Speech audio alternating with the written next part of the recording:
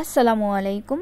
কোনো রকম ঝামেলা ছাড়া একটা পারফেক্ট পিৎজা তৈরি করে নিতে পারেন আপনি বাসায়, ওভেন এবং ইস্ট ছাড়াই। তো প্রথমে আমি মুরগির মাংসটাকে হলুদ, মরিচের গুঁড়া এবং বিট লবণ দিয়ে মাখিয়ে রাখবো প্রায় 1 ঘন্টার মতো। সাথে লেবুর রসও অ্যাড করেছি। তারপর একটা পিৎজা বানানোর মেন হচ্ছে ডো। আপনার ডো যদি পারফেক্ট হয় তাহলে আপনি পিৎজা খেতেও কিন্তু আপনি স্বাদ পাবেন। তো প্রথমে আমি নিয়েছি পরিমাণ মতো ময়দা। আমি যেহেতু 2টা পিৎজা তৈরি করবো সেজন্য আমি একটু ময়দা বেশি নিয়েছি। তারপর অ্যাড করেছি লবণ পরিমাণ মতো, চিনি পরিমাণ মতো, আর হচ্ছে খাওয়ার সোডা। তারপর এগুলো সব একসাথে মাখাবো। আপনি চাইলে আটা দিয়েও বানাতে পারেন, কিন্তু আটাটা বেশি একটা ভালো হয় না। আর আমার হচ্ছে ইস্ট নেই, সেজন্য আমি ইউজ করেছি টক দই। এগুলো এখন সব একসাথে মাখাবো। মাখানোর পর উপরে তেল দিয়ে প্রায় আধা ঘন্টার মতো আমি এটাকে উপরে একটা টিস্যু দিয়ে তারপর রেখে দিব যাতে ভিতরটা সফট হয়।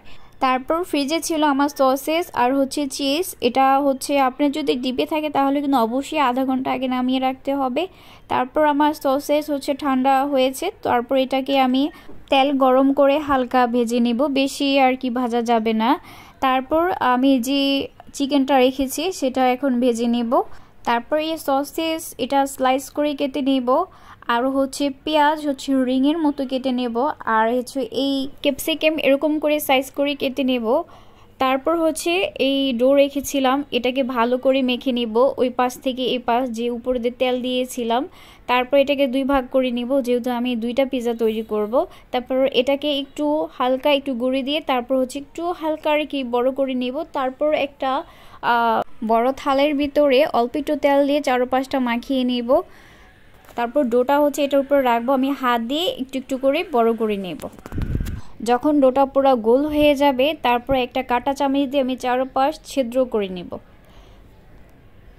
চারপাশ এরকম ছিদ্র যখন হয়ে যাবে তারপর উপরে দিয়ে দিব, আপনি যদি পিৎজা সস থাকে তাহলে পিৎজা সস অ্যাড করতে পারেন, আর তা না হলে আপনি প্রাউন সস বা আদার সস ব্যবহার করতে পারেন। আমার যেহেতু প্রাউন সস ছিল তাই আমি প্রাউন সসই দিয়েছি। তারপর দিয়ে দিব চিজগুলো চারপাশে দিয়ে দিব যাতে সব জায়গায় থাকে।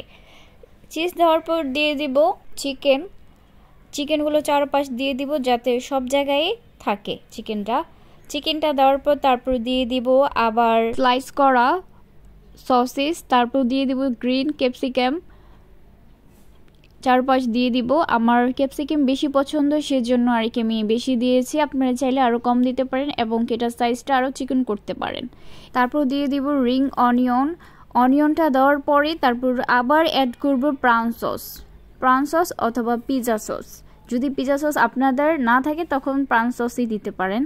তারপর অ্যাড করব আবার চিজ বেশি আমরা দিয়েছি বিকজ আমরা চিজটা বেশি খেতে চাই। পিৎজার মজাই হচ্ছে চিজ যত দিবেন তত ভালো লাগবে খেতে।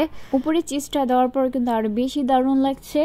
তারপর আমি একটা বড় হাঁড়ি নিয়েছি, বড় হাঁড়ির উপরে একটা স্ট্যান্ড দিয়েছি, এটা ঢাকনা দিয়ে ঢাকা ছিল। এটাকে 10 মিনিট গরম করে নিয়েছি। হাঁড়িটা গরম হওয়ার পর তারপর দিয়ে দিয়েছি পিৎজাটা। তারপর এটাকে ঢেকে দিব প্রায় 40 মিনিটের মতো।